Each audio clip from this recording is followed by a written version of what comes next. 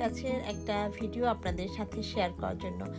মাশাআল্লাহ আমার বাগানে প্রচুর পুঁইশাক হয়েছে এবং সেটা আপনারা দেখতেই পাচ্ছেন। যদিও গাছগুলো ছোট, কিন্তু একটা বা দুটো গাছ দিয়েই একটা তরকারি হয়ে যাবে, এই পরিমাণ পাতা, এবং পাতাগুলো এতটাই বড় বড়।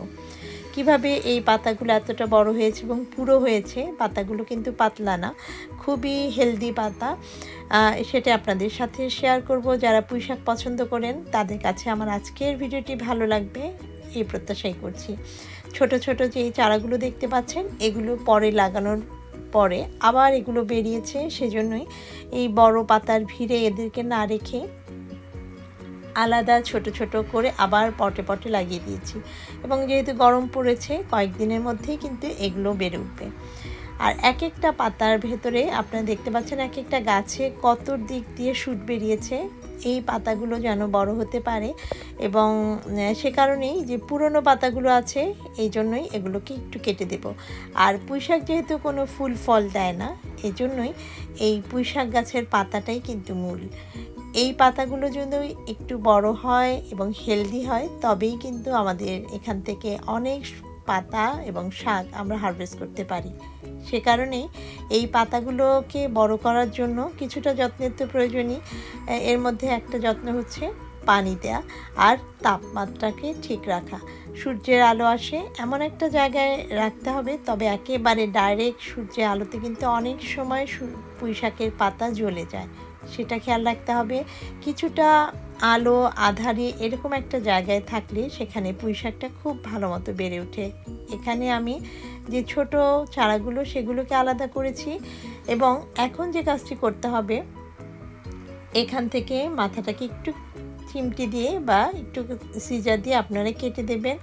এর ফলে আশেপাশে দিয়ে অনেক শাখা প্রশাখা বেরোবে। আমার যদিও এমনিতেই এত শাখা প্রশাখা বেরিয়েছে যে সেখান থেকে আজকে আমি কিছুটা শাক তুলে নিব এবং রান্না করার জন্য এখানে।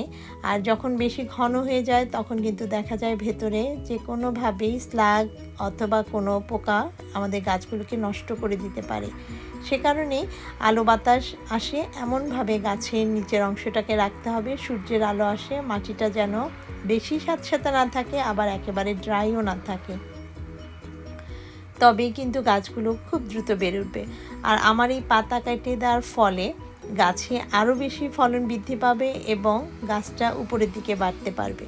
কিছুটা সময় বা অবহেলার কারণেই কিন্তু আমার গাছে চারদিক দিয়ে পাতা বেরিয়েছে। আমি যদি আরও একটু আগে এগুলোকে একটু পাতা ছেটে দিতাম, তবে কিন্তু গাছটা এই কয়েকদিনে আরেকটু বড় হয়ে যেত। তারপরেও আলহামদুলিল্লাহ অনেক হেলদি গাছ। এখান থেকে দেখে দেখে মাঝখানে থেকে বা যে পাতাগুলো বড় আছে সেগুলোকে আপনারা এভাবে কেটে নেবেন। এভাবে কেটে নিলে দেখা যাবে যে যে ছোট পাতাগুলো আছে সেগুলো একটু আলো পাবে এবং সেগুলো খুব দ্রুত বেড়ে উঠবে। আবার যখন সেগুলো বড় হবে, আবার সেগুলোকেও কেটে দেবেন, আরও শাক আসা শুরু করবে। এটা যেহেতু ফুল ফল হয় না, আমি বললাম, সে কারণে এই পাতাটাই মূল। এই পাতাটাকেই আমাদের হেলদিভাবে বেড়ে উঠতে সহযোগিতা করতে হবে। এখানে আমি স্টিক দিয়ে দিয়েছি এবং নিচের জায়গাটা যেন আলো বাতাস আসে সেটাকে একেবারে পরিষ্কার করে নিয়েছি। এর ফলে আমার গাছটা উপরের দিকে বাড়তে সহজ হবে। এখানে মাশাআল্লাহ অনেক পাতা হারভেস্ট করেছি এবং আরও রয়েছে, সেগুলোকে আসলে আমি হারভেস্ট করলাম না, কারণ এখানে যেহেতু অনেক বড় পাতা, এখানে প্রায় 1 থেকে 1.5 কেজির উপরে হয়ে গেছে সম্ভবত। এখানে পাতাগুলো অনেক ভারী, এখানে থেকে আমি তুলে নিচ্ছি। আসলে যখন এসেছিলাম বাগানে তখন ভাবিনি যে আমি এখান থেকে হারভেস্ট করব, তো এখন যেহেতু তুলে নিয়েছি, তো এটাকে একটু একটা জায়গায় রেখেছিলাম, সেখান থেকে আবার এখানে তুললাম। মাশাআল্লাহ অনেকগুলো শাক হয়েছে। এভাবে পুঁইশাক গাছের পাতাগুলোকে বড় করার জন্য পানির পাশাপাশি যে সারটি আমি বরাবর ব্যবহার করে আসি প্রথম থেকে, আপনাদের সাথে আমি আগেও শেয়ার করেছি, সেটা হচ্ছে চাল ধোয়া পানি। চাল ধোয়া পানি ছাড়া আমি পুঁইশাক গাছের ক্ষেত্রে আর কোনো ধরনের সার ব্যবহার করি না। যারা পুঁইশাক খেতে পছন্দ করেন তারা এই একটি মাত্র সার ব্যবহার করলেই আপনারা এর উপকারিতাটা বুঝতে পারবেন। এভাবে যখন চালটা ধুই, তখন এভাবে আমি একটা কন্টেনারে সেই চাল ধোয়ার প্রথম পানিটা রেখে দিই। এবং যখন বাগানে আসি সেই ইজি, খুব বেশি কষ্ট করতে হয় না, জাস্ট সেটাকে একেবারে এভাবে ঢেলে দিই। তারপরে এ কারণেই কিন্তু, যদিও আমি গাছগুলোকে তেমন সময় সুযোগ করে যত্ন করতে পারিনি, শুধু মাঝে মাঝে চাল ধোয়া পানিটা এনে ঢেলে দিয়েছিলাম। তার ফলে আপনারা দেখতে পাচ্ছেন যে পাতাগুলো যেমন বড় হয়েছে এবং চারদিক দিয়ে এত ঘন উপশাখা বেরিয়েছে। এখানে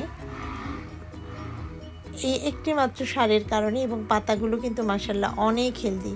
এবছর আমার বাগানে অনেক পুঁইশাক হয়েছে। সেই পুঁইশাকগুলোকে মোটামুটি আলাদা করার চেষ্টা আমি আগেও করেছি, কিন্তু তারপরও এখানেও রয়েছে। এগুলো আমি আস্তে আস্তে কেটে নিব, এবং যত পুঁইশাকের পাতা কাটা যায় ততই কিন্তু আমরা বাগান থেকে আরও বেশি পুঁইশাক হারভেস্ট করতে পারবো।